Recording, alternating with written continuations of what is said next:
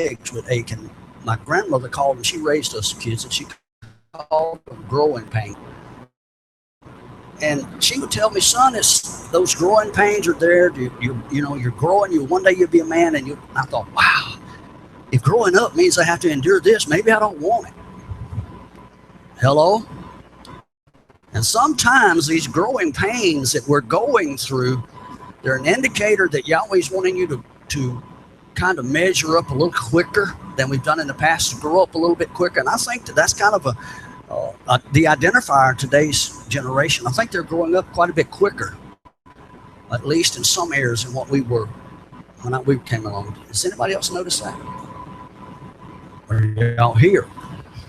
Okay, well, I'm going to have some of you engage me today, because I've got 47 slides.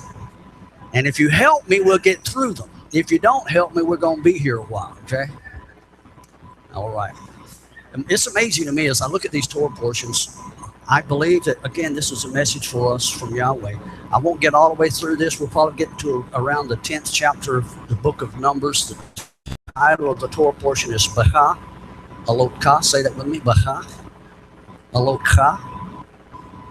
It's Numbers chapter 8, verse 1 through chapter 12, verse 16. And if you look at the title in the King James English, it's literally translated by the King James translators as when thou lightest, as in going up to light the lamps. That's pretty simple, right? But there's some things that you're going to see in this Torah portion that you've never seen before, and it's simply because Yahweh wants you to go below the Peshat level. How many of you know that there's an acronym called PARDS?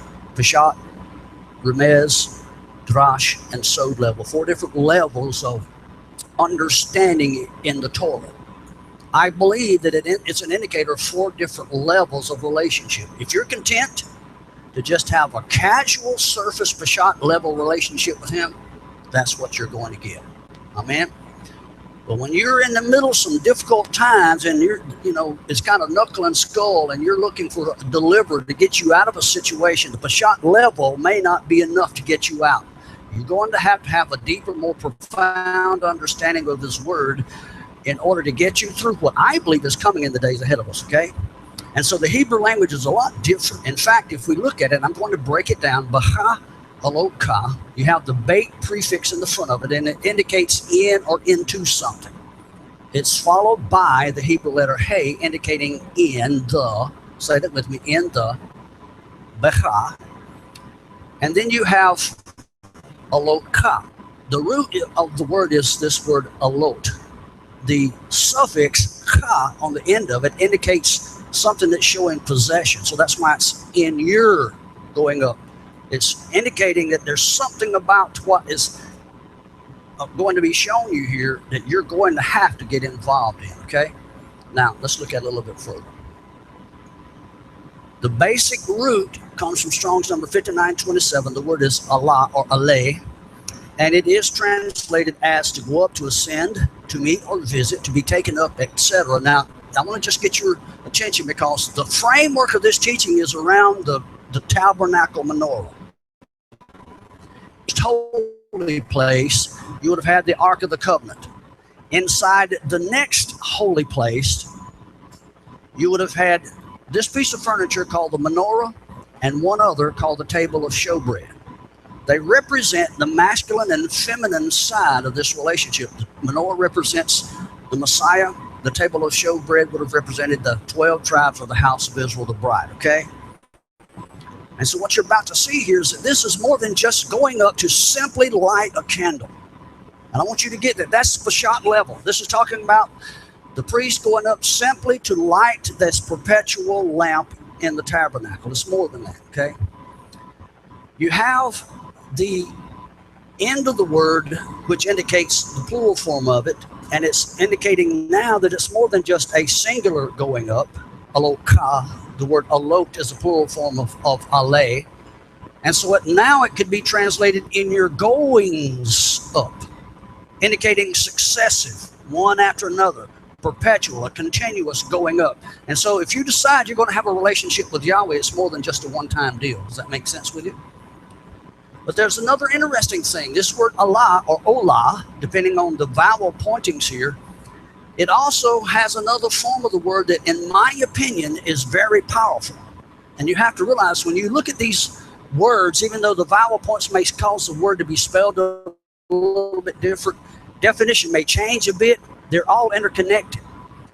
And so this word Allah also has another form which indicates a technical cause for allegation or accusation against someone.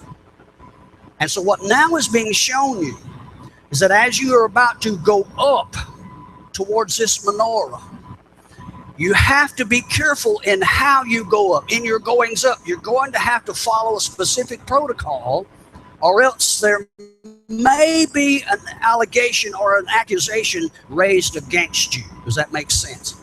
In other words, you just don't come into the presence of the king in any just an arbitrary fashion. Now that's something that's been lost on the Western church. We don't really know how to approach the throne room. We think that we do. And it's only because of his grace, which, by the way, he's lavished on us. And I think it's more really of mercy than it is grace. It's simply his mercy being extended because we've arbitrarily kind of forced our way in sometimes when we could have been killed. Now think about that. There's another unusual twist to this word Allah or Ale or Olah, depending again on the vowel points, and it's from Strong's number 5929. The word is Ale. And the first time you see it is in Genesis chapter 3, verse 7, and it's the Hebrew word that you see translated in English there as leaves. Remember that Adam and Eve were found naked and ashamed, and the first thing they do, they reach and gather some leaves and they begin to sew themselves an apron. Well, this word leaves here is the same Hebrew word as the root of this word Beha'alotcha. And so now it's beginning to unfold, and you're going to see some things regarding how you're supposed to go up and how you're to keep from having an accusation, a legal cause being raised against you. Because if you remember, Adam and Eve were supposed to be in the garden in the holy place where this menorah would have been sitting. We know that the menorah is likened to the husband. It was the Messiah who was supposed to come in the garden, and they were supposed to go up unto him. What happens is that they compromise how they went up, and then they had to substitute a different covering. Is that making sense to you? The first time that you see this word used here is in Genesis chapter 3, verse 7. And so now it sets a precedent, an occurrence that forever determines that whenever you see this word Olah, if it's connected to an Olah offering, which is a lifted up offering, if it's connected to your going up to the priest, it's forever going to be associated with this incident in Genesis chapter 3. And it's an indicator that from that time forward, what's happened to the last two times we were here? It's an indicator that from that time forward, you're going to have a specific type of covering to approach the king. Why? Because we're in a fallen condition. In 1 Corinthians chapter 15, we're told that flesh and blood cannot inherit the kingdom. In other words, you can't take flesh and blood into the presence of the king. It has to have a covering. Do you see that? Adam and Eve understood that they were naked. The flesh, even though the flesh is there, your flesh will keep you from having the kind of an encounter with him that you're supposed to have. You have to have a covering. We understand that indicates a blood covering. Am I right? But it also carries us right back here, because from Adam forward, if you study the priesthood, and Adam was the first high priest, from Adam forward, and you can see it in Exodus chapter 28, you find that the priests were required to have a specific covering before they could ascend up or before they could go up. Now, all of this is written in the text, in the Hebrew language. But you have to sort of read between the lines in order to glean it. It's not going to be found on the Peshat level. And so all you can see when you read this is that I'm going up to light the menorah. But I'm going to tell you something. If you go up without the proper covering, then you could be killed. Okay? You could misrepresent your calling, and that's what you're always trying to teach us in this particular parsha. The covering is more than just a natural covering. It's a spiritual covering. We have to have a blood covering. And if you remember there in Genesis chapter 3, the specific type of covering Adam and Eve used came from the fig tree. The word fig there is the word te'anah, and it's a word whose origin has nothing to do with fig fruit. Go figure that one. pun intended. The best way for me to explain the word theognostic, take you to Strong's number 8385, and this word theona literally indicates carnal lust associated with being in heat. Did you hear that? As applied to animals, or someone that's inflamed with carnal lust and passion. Can you see that? So literally what you're being told, and by the way, Yeshua cursed the fig tree. And if you understand that he was between two cities, Bethany and Bethphage, the house of figs and the house of misery, and he finds this fig tree that was misrepresenting itself. And what does he do? He curses the fig tree, taking you all the way back to this initial encounter. All of this is having to do with how you approach the throne room, how you approach your husband. And we're being told here that if we come, we've got to have our flesh covered so that our carnal lusts are not exposed before him. Does that make sense? Well, I'm not sure. Well, if you understood last week's teaching, it was all about how the bride and the groom were to conduct themselves properly. And this just carries you even further. By the way, the rabbis teach that these particular tree of the knowledge of good and evil. And so if you understand Adam and Eve, that they became aware of their naked condition, and that the shame of that condition led them to subsequently try to cover up the source of their shame. And what happens to us, now I want to get your attention because I'm going to get all in your business this morning. What happens to us a lot of times, we have things going on in our lives and we want to attempt to cover them up. The rest of the world may not can see it. We understand that there's a source of shame in here, and we want to try and cover it up, thinking that he can't. And we're more concerned about how we look in front of other people than how we look in front of him. And that's why there's a prescription here regarding the priesthood. And you're fond of saying that you're kings and priests. And in order for us to function as kings and priests, we have to have a proper covering, or else we will never go in to the throne. And so it seems that there's some sort of a premonition occurring here. And this premonition regarding how the priests are to function in lighting this menorah has to do with man forever needing some sort of cover for his lustful carnal nature. Without that, he's going to be exposed. And by the way, this is a pattern. The menorah is lighted daily. And the priest would have to rise early and cover themselves properly before they could ever ascend up. I want you to pay attention here. There are many of us throughout the course of our lives that have had trouble with things in our thoughts and stuff, lustful things, carnal appetites. We raise our hand. All of us in here have to acknowledge it's the truth. Am I right? But what he's telling us here, he's telling you if you want to overcome that and function as the priest, then what you should do is anticipate getting up in the morning and light the menorah. Start your day off. Are you beginning to see what he's telling you? Light the menorah. Get this lamp going so that you can have the proper covering throughout the course of the day. You'll get up tomorrow morning and you'll light the lamp again. You'll make sure that the light of his word shines inside, light that becomes your covering.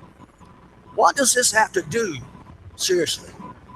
This seems a long way from what you can read in just a King James English. What does this have to do with lighting the lamps? But before we get into a little bit more of this, I want you to understand something. If you read the previous parsha, how many of you have read today's parsha, this week's parsha, and last week's parsha?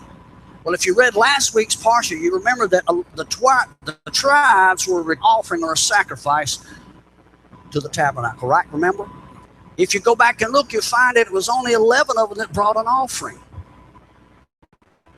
There was one tribe, and it's this tribe that's being charged with keeping the tabernacle, the house of Levi. They're the only ones that didn't bring an offering. And the rabbis teach that the house of Levi was sort of dejected because they weren't allowed to come and bring an offering. And you look at that from the natural, it sort of fits us. If I told everybody else that next week we're going to receive a special offering, I want you to pray about it, and you just bring something that's special to you, and you do your best and you bring that special offering. But I single out one of you and I say, no, I want to reserve you. I don't want you to bring your offering. I've got something different for you. Well, you understand from the natural, you begin to kind of feel like you were let down. Am I right? Well, the kind of offering that the other 11 tribes brought was called a korban.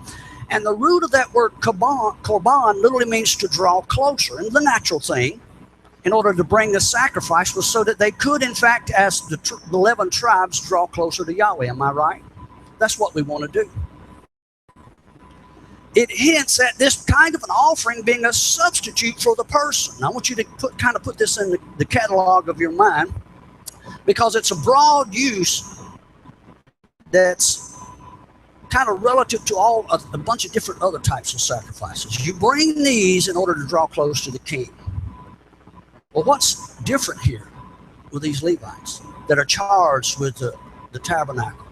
In particular, the Kohanim, the sons of Aaron. Well, if you look at it in Numbers chapter 8, you find that they are given a special status.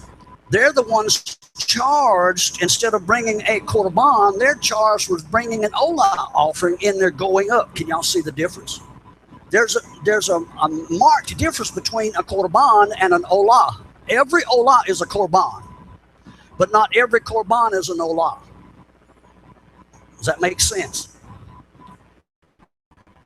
Every korban is an offering that you bring in order to draw closer to Yahweh, but not all of those are olah offerings, because an olah offering was a wholly consumed fire offering. It was one that was wholly dedicated, and listen to me, it wasn't something that was a substitute. It was the individual that literally was being represented here, and the individual, by bringing the olah offering, he was being considered as himself dedicated. And so now Levi sees that they're different. Levi was the one charged with giving themselves wholly. They were to be totally dedicated, wholly consumed with giving themselves to Yahweh. It's a little bit different, isn't it? That's what Yahweh's trying to teach us in the opportunist menorah. Aaron and his sons are charged with bringing themselves, not an offering. It's one thing for me to ask you to bring an offering, but what if Yahweh says, bring me you? I want you. See, he's already, if he has you, he has your stuff. Does that make sense? But he can have your stuff and not have you. He can have your korban, but never have the olah. The olah is what is wholly consumed. Everything that you have, all that you are, wholly dedicated, wholly sanctified, nothing left out. And this is all wrapped in this pattern regarding how we approach King. If we're going to approach him in order to lift up an olah to become a wholly consumed offering, then nothing can be left out. It indicates that part of us and by the way, your carnal lust, did you realize that your biggest enemy is the God called self? And if we have those carnal lusts working in us, did you realize what's happened? It's part of you that's held back. It's part of you that's not offered to him, and so you're not really an olah, a lifted up, wholly consumed offering, if you're allowing those lusts to be uncovered. That's why Yahweh's trying to teach us, the house of Israel, principally the chief Levites here. He's trying to teach them, I want all of you, and I understand that you're in a fleshly body, and I've provided a covering. I've provided a way that you can come and you can be wholly consumed, nothing left out. Does that make sense? That's what he's trying to teach us. Now, that Aaron and his sons are tasked with carrying themselves. They were the fuel for this burnt offering. Think about that. The first thing I did when Yahweh showed me that, I thought, oh my goodness, that's Isaac. Because Isaac, in Genesis chapter 22, Isaac carried the fuel for the olah offering. Isaac was going to be literally a wholly consumed, wholly dedicated fire offering before Yahweh. Isn't that amazing? And as we look at it, you find that his purpose was Abraham was going to bring him here to Mount Moriah and offer him up on the mountain. He was to ascend Mount Moriah, and he was not a korban. He was an olah. In other words, he had to become one that was willing to be consumed. He became one that was wholly dedicated. He was the promised seed. And it's significant. If you go back and read Genesis chapter 22, and you find that he's offered up on this Mount Moriah or Mount Moriah. If you break that word apart, the mem associated with it on the very front as a prefix indicates origin, the place where something began. And it's followed by the same two-letter root as the word for light, or lamp, or, and if you understand this word Moriah, it becomes the place of the light of the lamp of Yahweh. And Isaac and Abraham are to go up to that lamp. Do you see that? When they go up to Mount Moriah, they're going up to the lamp of Yahweh. It's the same pattern as these Levites here, the sons of Aaron, going up to the lamp. They're going up literally as a representation.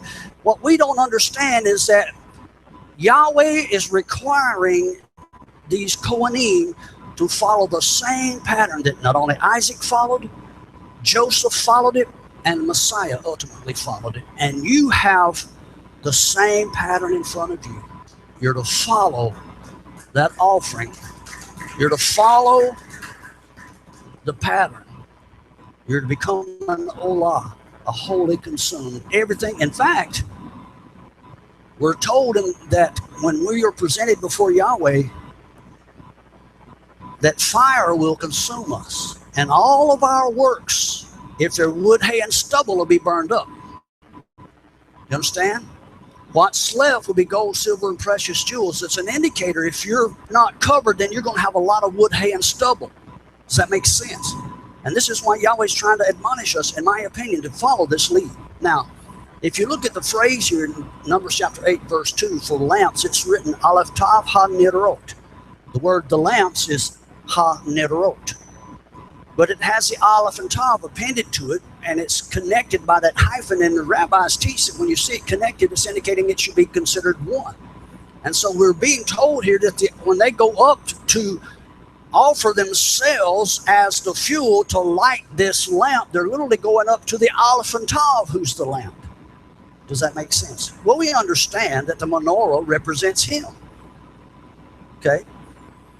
And it still follows that pattern in Genesis chapter 22, verse 8, when you find Isaac asking his father, where's the lamb? Abraham replies, Yahweh will provide himself a lamb for a burnt offering, for an olah, right? That in the basic King James translation is that, yeah, sure, Yahweh, instead of allowing Isaac to be ultimately sacrificed, Yahweh's going to provide a ram in a thicket. That's not what it said. The ram was provided, but it said Yahweh would provide the lamb. Right? If you read it in Hebrew, it's Elohim Yireh Lo Haseh Olah, Le'olah. And it says in Hebrew, instead of Yahweh bringing a lamb and providing it, it's literally saying that Yahweh is going to provide himself as the lamb. In the same fashion you see in Numbers chapter 8, it's the lamb in the personification of a lamp who provides himself as the light so that the sons of Aaron do not have to be wholly consumed. Does that make sense? Are you getting any of it? If you look at all the facts that we've listed for you above, you have an admonition, in my opinion, being given to the priest, and that is to ensure that in their going up, they follow proper protocol so that there's no legalization against them. And we understand they're here functioning as a bride, and so there's a logical way of following this pattern. And this pattern is going to ensure that you don't have to go back to last week's Torah portion and drink the bitter waters of jealousy again. You follow me? You read last week's Torah portion? And if we're covered properly, we won't have to. It requires them to be wholly dedicated. There's no lust for other gods or other husbands. Their garments are to identify their status as they go up, as they olah themselves in the intimate place to offer themselves to their husband. Now let's look at this word menorah. The word candlestick is translated, Strong's number 4501, Mem Nun Vav Resh Hey. It comes from the root of the word. The root of it is actually the word near, which is rendered lamp or a fire, to shine, to glisten. Again, that mem prefix indicates the source of origin, while it also can indicate a womb. The Hebrew letter hey appended to the end makes it have a feminine capability. And so if you were to look at the word menorah, it could also be translated as the lamp or the fire that was birthed out of the womb of the woman. Does that make sense to you? Menorah and Moriah are spelled very similar in Hebrew. Menorah, Mem Nun Vav Resh Hey. Moriah, Mem Vav Resh Yod Hey. And what I want to show you here involves some numeric values, some gematria, and there's some people that kind of say we don't really understand it and therefore we don't need it. And I submit to you that simply because you don't understand it that you say you don't need it. There's a connection here that, in my opinion, cannot be overlooked. If you look at that Yod Nun, they have a numeric value of 60. 60 is the value of the Hebrew word kali, which is a vessel, specifically, I believe, referencing the bride here, which is dedicated for the tabernacle. The tabernacle represents the man. The word kali is spelled with the same root, the kaf lamed root, as the word kala, which means the bride. And it's telling you that there's a method here but whereby the bride is supposed to approach her husband, and it's used just in those two words, Moriah and menorah. If you look at the numeric value of the word menorah alone, it has a value of 301, and it's ironic because 301 is the value of the Hebrew word for fire, esh, samek, the sheen and the aleph. Sheen's value is 300, the aleph is 1. So there's a connection between menorah and fire, right? Well, it's also kind of ironic in my opinion. The word ish for fire is also the root of the word ish, which is the word for man or husband. And so, ladies, your husband should be a man on fire, especially if you're approaching him in the proper manner. Say amen right there. The word Moriah has a numeric value of 261, and it's the same as the word Devorakim, which means their words. Again, it's juxtaposing the relationship between the husband and bride. You have who's a man on fire, and you have the bride and the word or phrase, their words. And the gematria here between these two is expressing the covenant that's made between the bride and her husband. Vows are being affirmed or denied. And as we continue to look at this word menorah, you'll find in one place in Zechariah chapter 3, verse 8 and 9, the menorah is actually likened unto both a branch and a stone. How many of you remember that Yeshua was the righteous branch, but he's also the stone or the eben, the rock that was in the wilderness? Am I correct? And it's not an accident in Zechariah chapter 3 that it mentions or describes the branch or the stone as having 7 eyes. The menorah has 7 branches. And if you look at how the menorah is built or described in Exodus chapter 25, verse 33, we're told that the 7 bowls containing oil that's on top, oil, did you hear that? Oil? I apologize. The oil on top of the 7 branches are shaped. The bowl is shaped in the form of almonds. The Hebrew word for almond is shached. Say that with me. Shached. And it's a word that means to never sleep. Listen to me. It indicates that while you're never sleeping, that you're continually watching over. Did you realize that the menorah represents the man who never sleeps and never slumbers, constantly watching over his people? Psalm 21, verse 4. Behold, he that keepeth Israel shall neither slumber nor sleep. And that word keepeth there is the word shamar, which is the same word that's used in Genesis chapter 2 when Adam is told to shamar the garden, understanding that the term garden is a euphemistic word representing the bride. It's a poetic love word, and it's telling Adam that he's to dress and keep. He has to charge over his bride, and you see that euphemistic term used all throughout the scriptures, and you see it especially used in the Song of Solomon. So what you're seeing here in these directions given to the priesthood regarding going up to the menorah, it's showing you a representation of 2 entities that are represented by the menorah and represented by the priesthood. It's the bride and her husband. And it's telling us how we're supposed to approach him and how he will deal with us when we do approach him in the proper manner.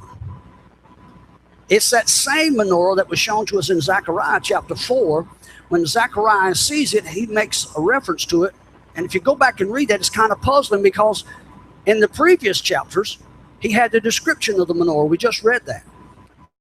And so he has a vivid description of the menorah. But here in chapter 4, when he's shown it, he answers kind of with a puzzling statement, in my opinion, because he doesn't recognize it, but yet he'd already been shown it. Something's just not jiving here to me. And what you have to understand is that he understood that the menorah represented Yahweh, and yet he had no recognition of the fact that it also represented the Messiah as the Redeemer. Does that make sense to you? Amen? And so in response of that negative answer that came from Zechariah, the angel speaks to him, and he declares in verse 7, "Who art thou, O great mountain? Before Zerubbabel, thou shalt become a plain, and he," this menorah, "shall bring forth the headstone thereof with shoutings, crying, Grace, grace unto it." This headstone here is pretty important. I want you to look at it with me. The headstone is literally a capstone or the keystone. It's the last stone that's placed in an arch. If you were to look at an arch, some of the ancient construction architectural types, in fact, the arch is the strongest of all architectural types. The headstone or the capstone would have been the very last stone that would be put in to the weight of all the others. And if you were to look at that, you understand what he's referring to here, because this menorah was going to become the headstone. We understand that he's the foundational stone, but now we're being told that he was the headstone, the capstone, and he would support the weight of all the rest of the people, the nations. The phrase "the headstone" is written in Hebrew, Aleph Tav Ha'eben Haroshah, and it's translated as the headstone. But that Aleph and Tav is inserted there, and it literally could read, since we know that the word is a birthing stool as well, and the word Roshah can indicate the first or the beginning, this literally could say the Aleph and Tav, the firstborn. He will bring forth the Aleph and Tav, who is the firstborn. And I thought, isn't that amazing? Because we've been talking about Isaac, right? Isaac was the firstborn. He was the promised seed. What about the house of Levi? Did you know that the house of Levi were considered the firstborn of the house of Israel, that they were taken from among the and considered the firstborn of Yahweh? See, this is not an accident here. And we're being told that it's the responsibility of the firstborn to be the one who makes the Olah offering. The firstborn is charged with becoming the dedicated one, the submitted one, the one who is wholly consumed by Yahweh and belongs to no other. Think about that for a second. How many of you are firstborn? Come on, think about it. Well, if you're part of the house of Israel, in particular part of the house of Levi, if you believe you're one of the kings and priests, then you also are part of that firstborn as well. And that's what's pretty amazing to me. Yahweh's trying to teach us something. It was a duty or ministry given to the house of Aaron forever, perpetually. Like the circle or like the arch, the high priest's office was to bear the weight of the rest of the house of Israel. And so like the high priest, like this capstone there in Zechariah chapter 4, like the Hebrew letter Tav, which in my opinion is the letter that is the capstone. The Hebrew letter Tav is the letter that's the sign of the covenant. Upon the sign of the covenant, the mark, the eternal one, rests the weight of all the others. And in my opinion, that's what Yahweh's trying to teach us, because if you were to look at this menorah, the menorah is actually designed in the shape of an inverted arch. And if you were to take the letters, take the Hebrew letter Tav and put it in the center of the capstone, so it would bear the weight of the others. On either side of the Hebrew letter Tav, in their ordinal position, you would have had the Sheen on one side and the Aleph on the other, right? And if you look at the way that those letters are written, they have 7 legs. Go figure that.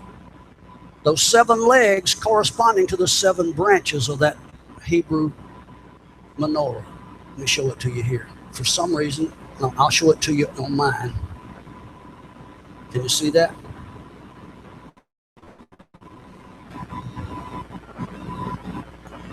That's what that's supposed to look like. Now it's interesting because you have the capstone, which is a Tav, representing the man. On either side, you have the Hebrew letter Aleph and Sheen, the word fire, Ish. you have the man in the center of that fire. And that's who the children of Israel are going up towards. And so what you see here is a picture of the house of Levi being taken out of Israel. And if you go back and read the Torah portion, you find that the rest of the nation takes and places their hands on the Levites, and effectively transferring themselves to the Levites. And so they were content. The rest of the 11 tribes were content to bring a korban. They didn't mind drawing close. But when it comes time for someone to literally go into the presence of the king with the potential of being wholly consumed, let the Levites come. Do you see the distinction here? You see why it's not something that you trivialize? It's not something that we play with. If we're going to go into the presence of the king, we need to do things the proper way.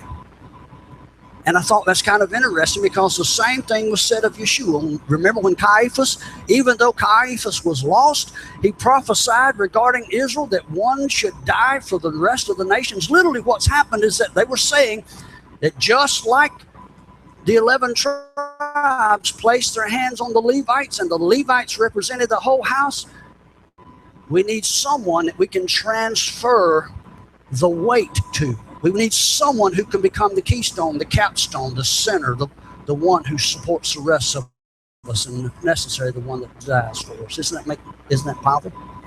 The same thing happened to Isaac. And ironically, the same thing happened to Joseph. Joseph went down into Egypt, and Joseph later bears the weight. He becomes the capstone for the family and bears the weight. The same shadow picture, the one who goes into the Messiah, encounters him, and bears the weight and responsibility for the rest of the people. And you wonder sometimes why you're charged with carrying Yahweh's word to others.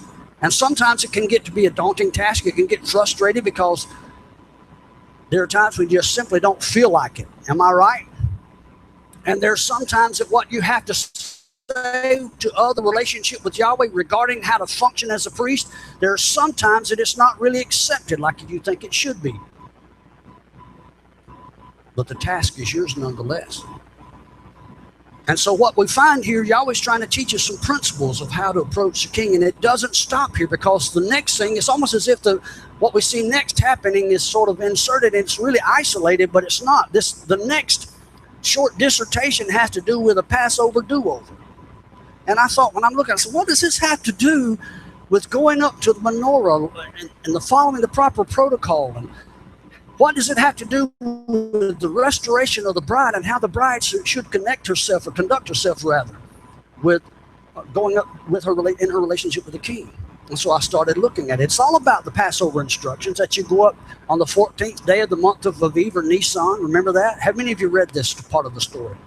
To me, it was kind of a puzzle over the years. And when I would read it, I thought, well, Yahweh's kind of merciful because these guys missed the first Passover celebration.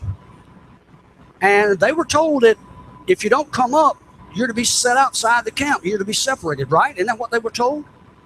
And yet these guys come before Moshe with a legitimate excuse. And they said that we touched a dead body, and because of that we were unclean, therefore we couldn't celebrate it. And it literally flabbergasted Moshe, so much so that he had to go and inquire of Yahweh an explanation that would fit this problem. And when you read that, you say, oh, well, that's kind of neat. You're always making an example so that these guys can find a way to come back, even though they were defiled. What kind of a practical application does it have for you and I? It's my opinion, and I'm just going to throw it out. You can do what you want to with it. It's my opinion that these two distinct observances here, the one in the first month and one in the second month, represent the two houses of Israel. I believe the first month's celebration represents the house of Judah. And I believe the second month represents those of us that are in the dispersion, the house of Joseph or Ephraim. You find one that kept the Torah properly in its season, and you find another group that touched the dead, in other words, the pagan gods of idolatry. And we became and yet we were still in need of redemption. We approached Yahweh. We had a valid argument. We were in need of redemption. And because of that, he offers us another opportunity in that second month festival. And it's interesting because the name of that second month is Yar, and it's also called Ziv, and they're translated as light and radiance, respectively, both of them connoting fire. And so if you miss it for some reason, like the house of Joseph, for some reason, you still got to go back and become a fire offering. You still got to go back and become wholly consumed. Does that make sense? This month, the second month, is connected with the house of Issachar, the tribe. If you go back and study the tribe of Issachar, it was said of them that they had an understanding of the times in order to know what Israel ought to do. And it's interesting to me because those that are calling themselves the house of Joseph or the house of Ephraim, we have a little bit more of an understanding of the times than even the house of Judah does, simply because we see the Messiah prefigured, if you will, and a lot of the things in the Torah, the feasts and festivals, that our Jewish brothers couldn't. And so we have a little bit better understanding of the times than what they did. Does that make sense? And so what's being shown you here in this part of the Torah reading that deals with the Passover do-over, we're being told that the outcasts who were defiled, the exiled house of Joseph, that they're going to go through the months of fire and go through a purging. And when you go through the purging, you're going to become a lifted up, wholly consumed, dedicated priesthood, or else the fire is going to consume you. Won't be nothing left. Amen. The next thing that I found quite odd, it talks about immediately after that there was a very powerful physical phenomenon that appeared over the tribe of Israel, specifically located over the tabernacle, and it was a cloud and fire. And Numbers chapter 9 begins with a short discussion of that, and you find that specific covering occurred, the cloud in the daytime, the fire at night. So always the cloud covered it by day, and it was the appearance of fire by night. And I thought, well, if this is really pertinent to what I've been sharing thus far, we need to look at this word cloud and the word fire. The word for cloud here is Strong's number 6051, the word anon, and it's rendered, but it has the ayin nun root, ayin indicating eye. Haven't we talked about the menorah having eyes? And it's not an accident that the word anon can also indicate something that's closely related to soothsaying, divining, fortune-telling, magic, or witchcraft. And I want you to remember something. Your eye is the gateway, okay? And this eye was protecting the tabernacle.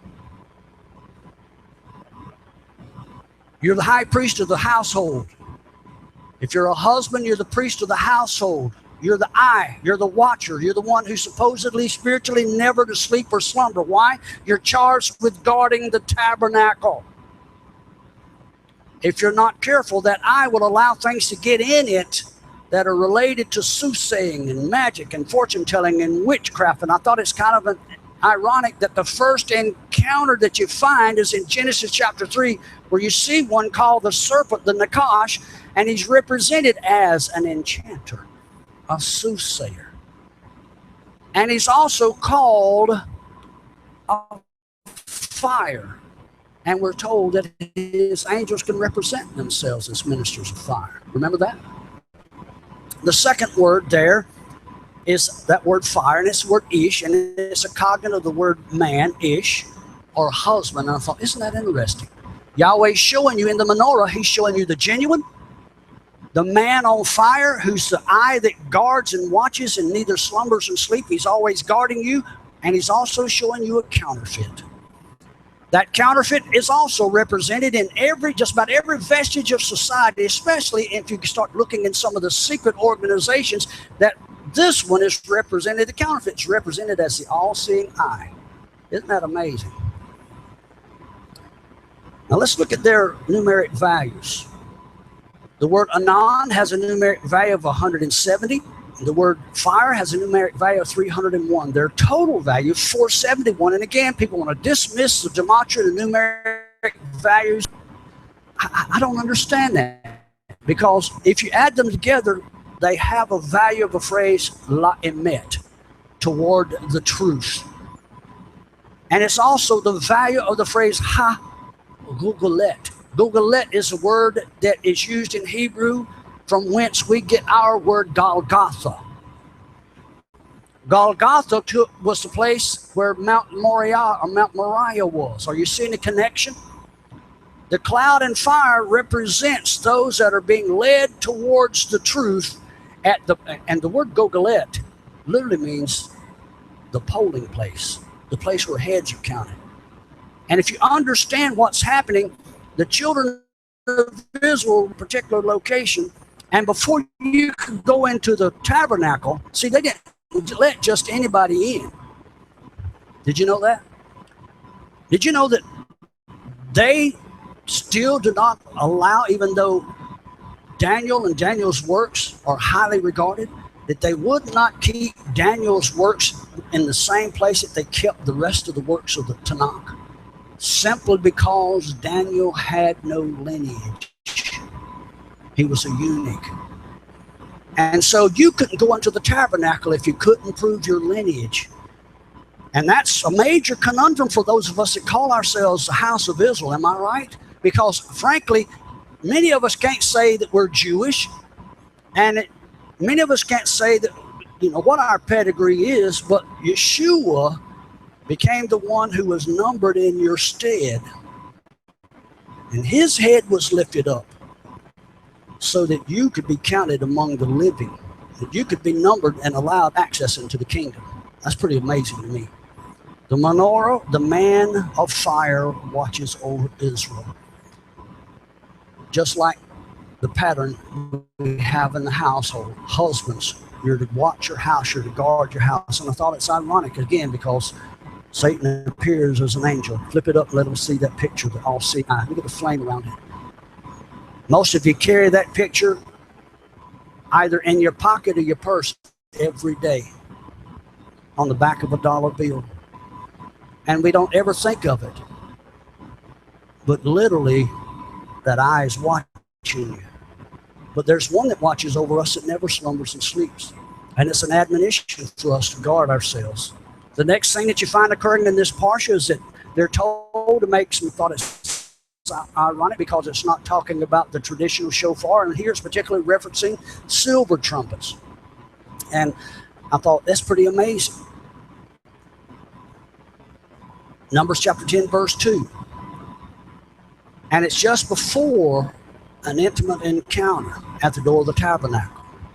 The word for trumpets here, Strong's number 89, is the word hatzorah, and it's defined as trumpet. But if you look at the root of it, it means something that's divided, something that's been set aside, sanctified, something that's cut into, divided as a sacrifice would be halved. And then you have the word silver, kasef. And it's translated as silver, but the word kasef also indicates something or someone that you long for deeply, that you yearn for and desire.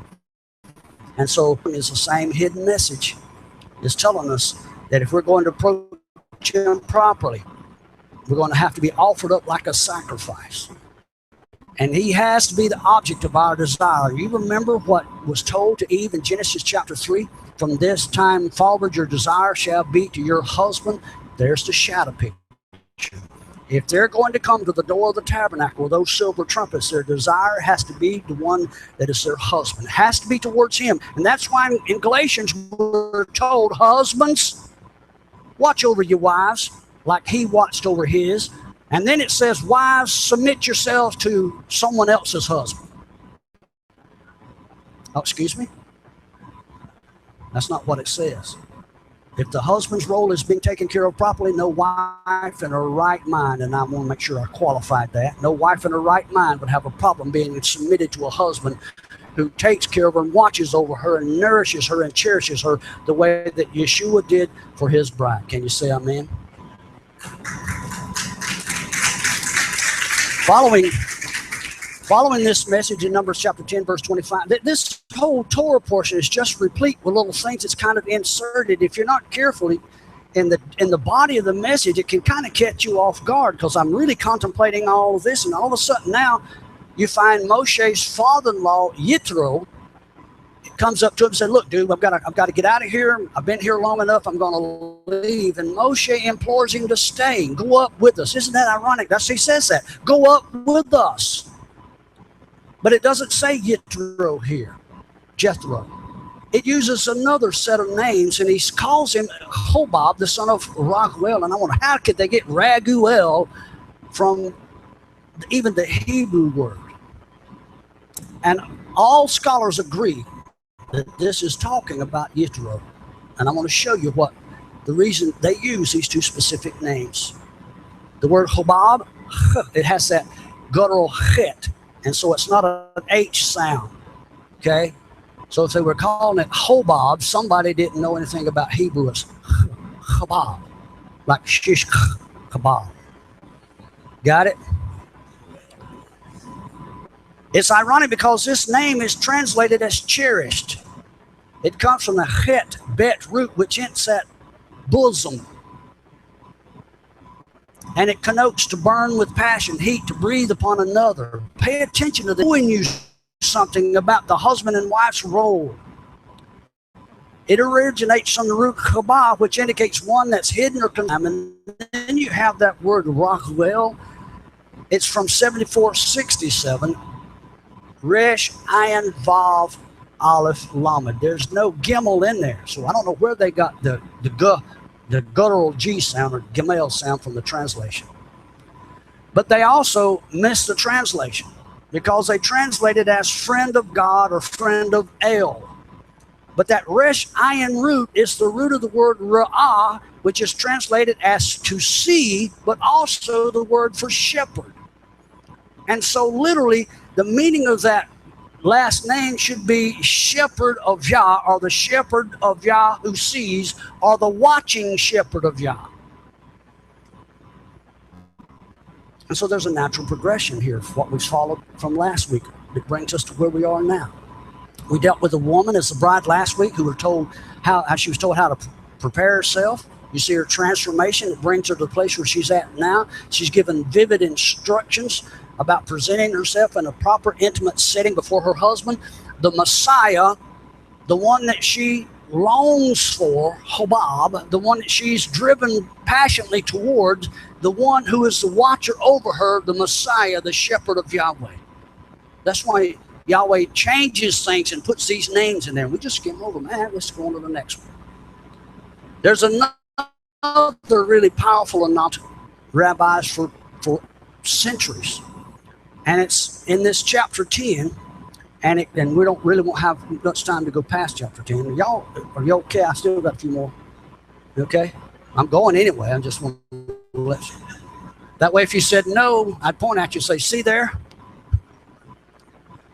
There's an anomaly that can only be seen in the Hebrew text. And this anomaly is around one of the most familiar verses of Scripture. And it says, and we quote it all the time, arise, O Yah, let your enemies be scattered. I love that verse. And then return, O Yahweh, unto the millions of the house of Israel. Remember? Now, it's hidden and it's out of place to those of us that don't understand the Hebrew and don't know where to look. And that's why I believe it's imperative for you to begin to get a basic grasp of the Hebrew language. You don't have to be fluent in it. You just need to be able to pick it up and look at it and dig some of these things out. And you can do that, okay?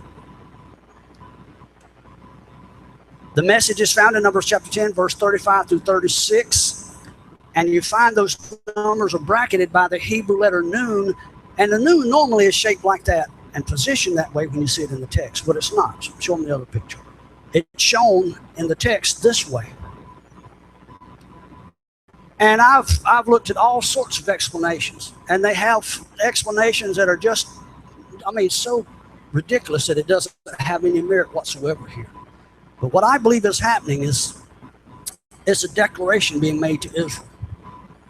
And you understand that Israel is being charged with following the ark, because when that ark lifts, you either go or you left. Okay? There's no waiting to see how it turns out. No waiting to see if those survive there. You see what I'm saying? You rise up and go. Now, that phrase, rise up, Yahweh, and let your enemies be scattered, and let them that hate thee flee from before thee. And when it rested, he said, return, O Yahweh, into the many thousands of Israel. The rabbis teach that this is such an enigma because they can't figure it out. It's only 85 letters right here. So they say that this should be considered as a book within a book. Understand it, they just know that there's something that was put there by the Ruach that's calling attention to this 85-letter phrase So much so that they believe it's a coded message within an overall message. And there are some, and I believe that they've hit pretty close here, that believe that this inverted noon represents death, because turned in its proper way, it represents life. The Hebrew letter noon represents life. And so they believe that there's something here about the fact that this letter noon is turned the opposite way, and it's actually pointing back to the children of Israel who later would fall and a bunch of different things. And no, that's not what it's talking about. It's talking about this whole Torah portion. The message has been about life, death, and resurrection.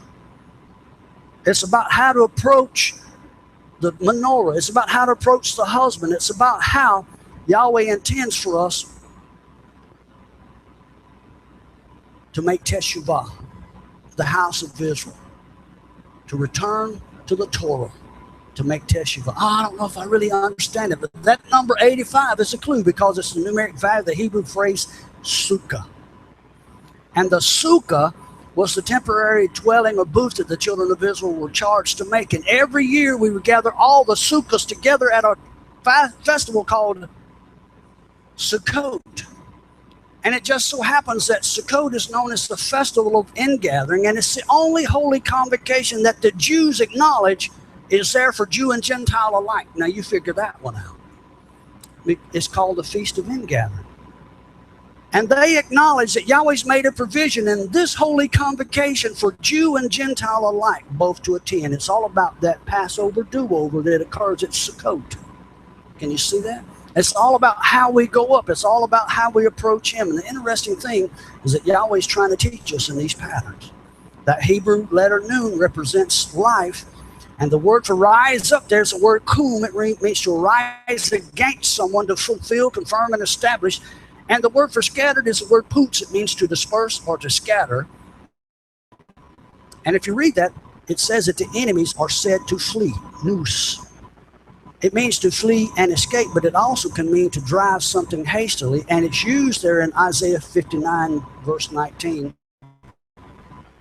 So shall they fear the name of Yahweh from the west. Who's from the west? We are. Did you know that? And his glory from the rising of the sun. When the enemy shall come in like a flood, the Spirit of Yahweh shall lift up a standard. That phrase, lift up, is this word here, nous, kum and then nous.